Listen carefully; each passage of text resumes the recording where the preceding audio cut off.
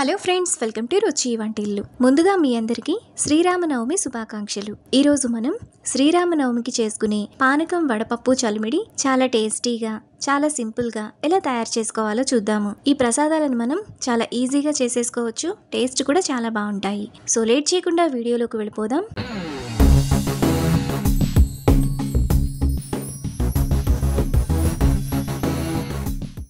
ముందుగా ఈ ప్రసాదాలు చేసుకోవడానికి ఒక బౌల్ తీసుకొని అందులో 1 టేబుల్ స్పూన్ పెసరపప్పు, కొద్దిగా నీళ్లు పోసుకొని 3-4 సార్లు బాగా కడగాలి.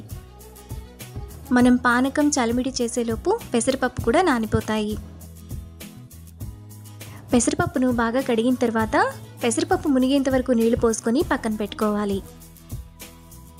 ఇప్పుడు ఒక చిన్న రోల్ తీసుకొని అందులో 5 యాలకులు, 1/2 టీ స్పూన్ మిరియాలు వేసుకొని కొంచెం బరకగా దంచుకోవాలి.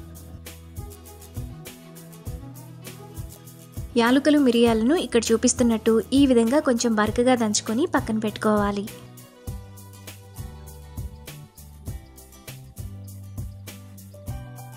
ఇప్పుడు ఒక బౌల్ తీసుకొని అందులో 2 గ్లాసులు నీళ్లు పోసుకోవాలి.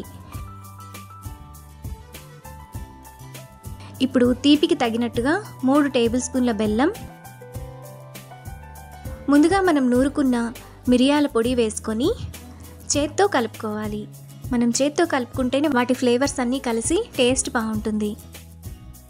బెల్లం కరిగిపోయిన తర్వాత పానకం మనకు ఈ విధంగా రెడీ అయిపోతుంది. ఇప్పుడు ఈ పానకాన్ని పక్కన పెట్టుకోవాలి. ఇప్పుడు మరొక బౌల్ తీసుకొని అందులో 1.5 టేబుల్ స్పూన్ బెల్లం, 1 టేబుల్ స్పూన్ వాటర్ వేసుకొని బెల్లం కరిగేంత వరకు కలుపుకోవాలి. బెల్లం కరిగిన తర్వాత అందులో 1/2 కప్పు బియ్యపిండి, చిటికెడు యాలకుల పొడి వేసుకొని కలుపుకోవాలి. మీకు పిండి గట్టిగా అనిపిస్తే కొద్దిగా నీళ్ళను పోసి కూడా కలుపుకోవచ్చు. ఇలా కలుపుకున్న తర్వాత 1/2 టీ స్పూన్ నెయ్యి వేసుకొని కలుపుకోవాలి.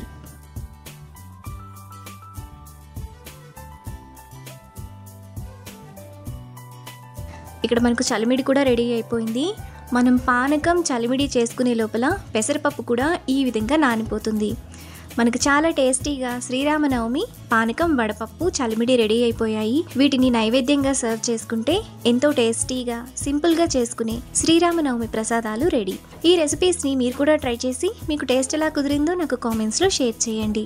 ఈ వీడియో కనుక మీకు నచ్చినట్లయితే లైక్ చేసి, షేర్ చేసి, సబ్స్క్రైబ్ చేయండి.